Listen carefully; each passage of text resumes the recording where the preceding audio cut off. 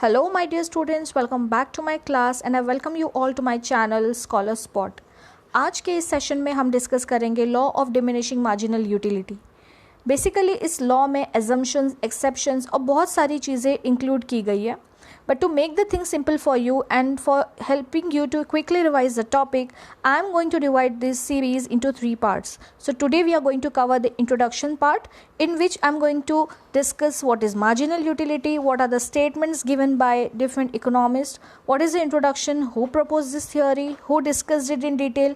Everything related to this law will be discussed in today's session. And graphical representation and tabular representation will also be discussed in this class.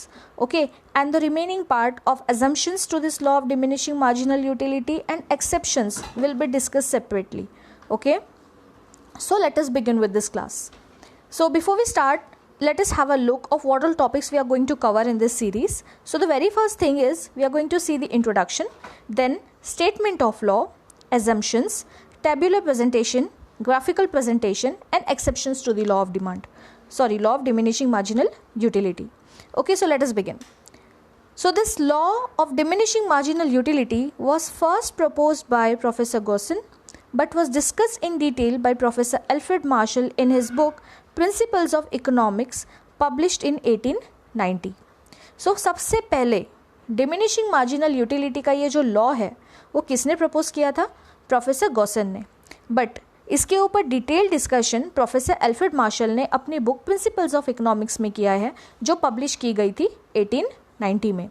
Okay, तो professor Gaussian ने first time इसे सबके सामने रखा। ये law सबके सामने सबसे पहले प्रोफेसर गॉसन ने रखा, बट इसके ऊपर जो डिटेल एनालिसिस था वो प्रोफेसर एल्फ्रेड मार्शल ने कैरी आउट किया था और ये सब कुछ उन्होंने प्रेजेंट किया अपनी बुक प्रिंसिपल्स ऑफ इकोनॉमिक्स में। Okay, Principle of Economics is one of the most famous books of Professor Alfred Marshall, in which he has discussed various theories. Okay, and this book was published in the year 1890. So, उनकी book में उन्होंने क्या कहा diminishing marginal utility के बारे में? He said that the law of diminishing marginal utility is universal in character. Alfred Marshall बोलते भाई साहब ये law of diminishing marginal utility हर चीज़ पे एप्लीकेबल है। यूनिवर्स में जितनी भी चीज़ें होती हैं, जितनी भी चीज़ें हमारे आसपास प्रेजेंट है, कोई भी आप गुड्स ले लो या फिर कोई सर्विस ले लो, हर किसी पे law of diminishing marginal utility applicable है। It is based on the common consumer behaviour that utility derive diminishes with the reduction in the intensity of a want. वैसे क्यों बोलते हैं? एल्फ्रेड मार्शल बोल रहे हैं कि this law is universal in character, means it applies to everyone. Why? Because this law is based on the common consumer behaviour. हम सबका बिहेवियर क्या होता है? जब भी हम कोई प्रोडक्ट या सर्विस कंज्यूम करते हैं तो एक पॉइंट के बाद में हमें वो प्रोडक्ट से जो यूटिलिटी है वो कम होने लगती है, राइट? बिकॉज जैसे जैसे आप कोई प्रोडक्ट इन सक्सेशन कंटिन्यूअली आप अगर उसको कंज्यूम करोगे तो उससे मिलने वाली यूटिलिटी आपकी रिड्यूस होती जाएगी। तो जितना ज़्यादा रिडक्शन होगा आपकी इंटेंसिटी में, उतना ही ज़्यादा रिडक्शन होगा यूटिलिटी में। सो इसीलिए अल्फ्रेड मार्शल ने कहा है कि law of diminishing marginal utility एक यूनिवर्सल इन कैरेक्टर वाला कॉन्सेप्ट है, because it is based on the common consumer behaviour. It is applicable to everything around us, whether you are consuming any good और whether you are consuming any service. So I hope this introduction part is clear to you. Now the statement of law, say this is very important thing. Professor Alfred Marshall के हिसाब से law का statement क्या है?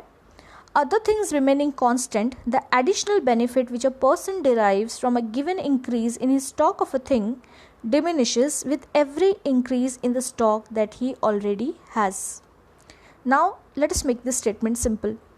What Professor Alfred Marshall is trying to tell here कि आपके पास जो भी ऑलरेडी अवेलेबल स्टॉक है, अगर उसमें हम एडिशनल यूनिट्स ऐड करते जाएं, अगर उसमें हम एक के बाद एक यूनिट ऐड करते चले जाएं, तो उससे मिलने वाली यूटिलिटी जो है वो डिमिनिश होने लगती है, वो कम होने लगती है। इधर पे हम एग्जांपल लेंगे पानी का। When you are thirsty, so you drink a glass of water, right? So the very first glass of water will give you more utility rather than the second glass of water. If you consume the second glass of water, what will happen? You will get the utility because you were thirsty, right? But the utility in comparison to the first glass will be less because now the intensity of your thirst is less. आपकी जो level है, thirst का level है, वो अभी कम हो गया, second glass के टाइम पे कम हो गया, इसीलिए आपको यूटिलिटी जो मिल रही है सेकेंड ग्लास में वो भी काफ़ी कम होगी. तो यहाँ पर यही बात उन्होंने कही है एल्फ्रेड मार्शल ने कि बाकी सारी चीज़ें अगर कांस्टेंट हम रखें, जो भी एडिशनल बेनिफिट मिलता है किसी पर्सन को, अगर उसके स्टॉक में कोई एडिशनल यूनिट हम डाल दें तो उसकी जो यूटिलिटी है वो कम होने लगती है. In other words, marginal utility that any consumer derives from successive units of a particular commodity goes on diminishing as his or her total consumption of that commodity increases. Okay, so जैसे ही आप किसी भी stock में अगर successive units आप succession में add करते चले जाओगे तो क्या होगा, जो उस कमोडिटी की यूटिलिटी है वो डिमिनिश होने लगेगी, बिकॉज जो उसका जो पर्सन है, जो कंज्यूमर है, उसका टोटल कंजम्पशन जो है वो बढ़ जाएगा.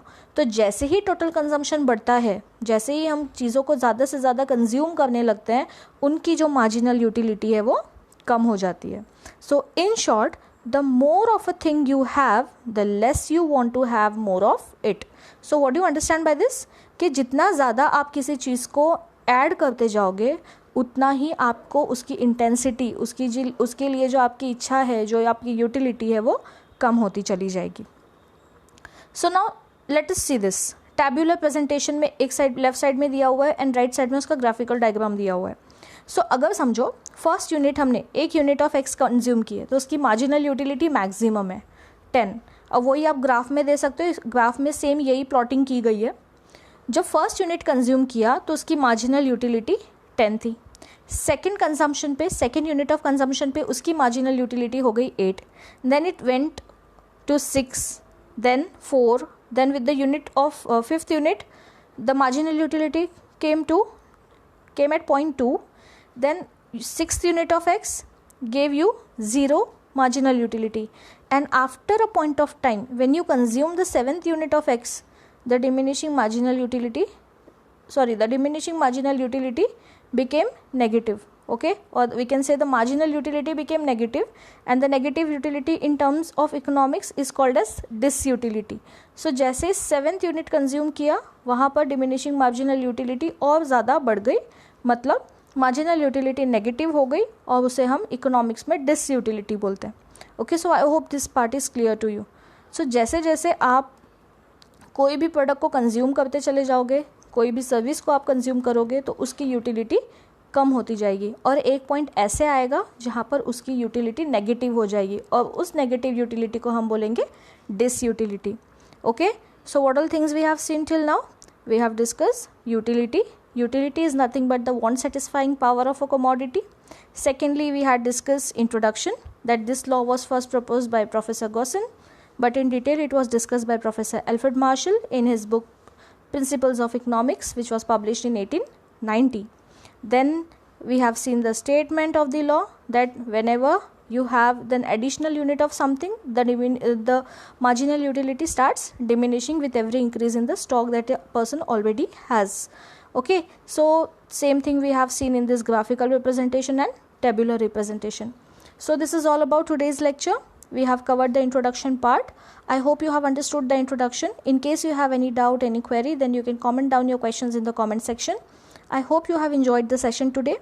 I'm going to upload the second part on assumptions to the law of demand, and then afterwards I'm going to upload a part on exceptions to the law of demand.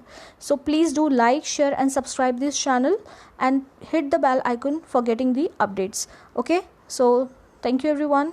Thank you for watching.